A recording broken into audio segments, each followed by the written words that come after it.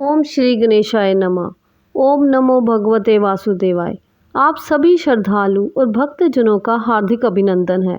प्रभु शरण 78 के इस पावन यूट्यूब चैनल पर ये चैनल एक प्रयास है प्रभु की शरण में आकर उनके नाम, कथा और भक्ति से अपने जीवन को आलोकित करने का।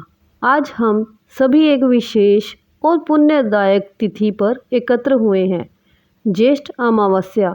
ये तिथि पितरों के तर्पण, दान, पुण्य और आत्म शुद्धि के लिए अत्यंत फलदायी मानी गई है।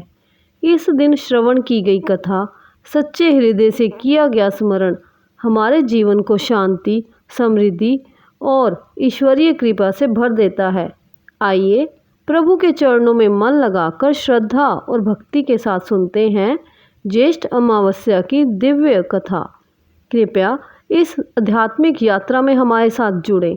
वीडियो को लाइक करें, चैनल प्रभु शरण 78 को सब्सक्राइब करें और इस कथा को अपने प्रियजनों तक अवश्य पहुंचाएं। हरि ओम। जय श्री राम, जय श्री हरि। ज्येष्ठ अमावस्या व्रत कथा के अनुसार एक गरीब ब्राह्मण परिवार था, जिसमें पति, पत्नी और उसकी एक पुत्री साथ रहती थी। उनकी पुत्री समय के साथ साथ धीरे धीरे बड़ी होने लगी। उस पुत्री में बढ़ती उम्र के साथ सगुणों का विकास हो रहा था। वो कन्या दिखने में बहुत सुंदर, संस्कारवान और गुणवान थी, लेकिन गरीब होने की वजह से उसका विवाह नहीं हो पा रहा था। एक दिन उस गरीब ब्राह्मण के घर एक साधु महाराज पधारे। साधु उस कन्या की सेवा भाव से काफ़ी प्रसन्न हुए और उन्होंने कन्या को लंबी आयु का आशीर्वाद दिया, लेकिन साथ में साधु महाराज ने ये भी कहा कि इस कन्या के हाथ में विवाह रेखा नहीं है। तब ब्राह्मण पति पत्नी ने साधु से अपनी पुत्री का विवाह करने का उपाय पूछा। साधु महाराज ने कुछ देर विचार किया। इसके बाद अपनी अंतर्दृष्टि में ध्यान करके बताया कि यहाँ से कुछ ही दूरी पर एक गांव में सोना नाम की एक धोबिन महिला रहती है, जो बहुत ही संस्कार संपन्न और पतिपरायण है। यदि ये कन्या उस धोबिन की सच्चे दिल से सेवा करे और धोबिन महिला इसकी शादी में अपने मांग का सिंदूर लगा दे, तो इस कन्या का विवाह हो जाएगा, तो इस कन्या का वैधव्य योग मिट जाएगा। साधु महाराज की बात सुनकर ब्राह्मणी ने अपनी बेटी को धोबिन की सेवा के लिए भेज दिया। अगले दिन से ही कन्या सुबह उठकर उस धोबिन के घर जाकर उसके घर का सारा काम करके वापस लौट आई, लेकिन उस कन्या ने ये बात धोबिन को पता नहीं चलने दी। वो सुबह सुबह सभी के सोने के समय ही काम करके वापस लौट आती। एक दिन सोना धोबिन अपनी बहू से पूछती है कि तुम तो सुबह ही उठकर सारे काम कर लेती हो और मुझे पता ही नहीं चलता। बहू ने कहा, माँ जी, मैंने सोचा कि आप ही सुबह उठकर सारे काम कर लेती हैं, मैं तो देर से उठती हूँ। ये सब जानकर दोनों सास बहू चिंता में पड़ गई और घर की निगरानी करने लगी कि कौन सुबह ही घर का सारा काम करके चला जाता है। कई दिनों के बाद धोबिन ने उस कन्या को पकड़ लिया।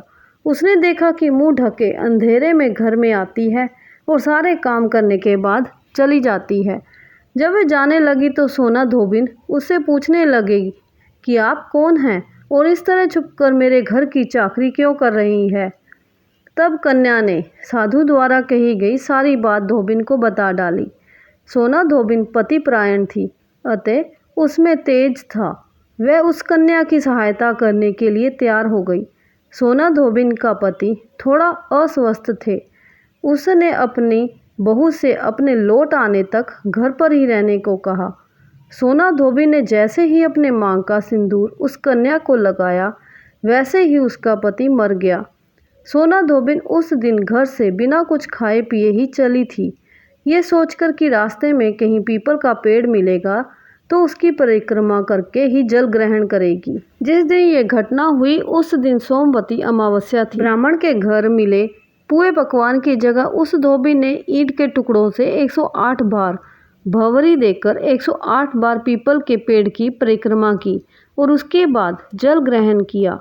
ऐसा करते ही उसका पति जीवित हो गया।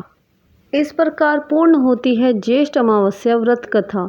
जो श्रद्धा भाव से इस व्रत को करता है और कथा को श्रवण करता है उसे पापों से मुक्ति और पुण्य की प्राप्ति होती है। माँ लक्ष्मी जी की कृपा सदैव उस पर बनी रहती है। आप सभी को ज्येष्ठ अमावस्या की हार्दिक शुभकामनाएं। अगर आपको ये वीडियो पसंद आया हो तो कृपया लाइक करें, शेयर करें और हमारे चैनल को सब्सक्राइब करना ना भूलें। जय माँ लक्ष्मी, जय श्री हरि।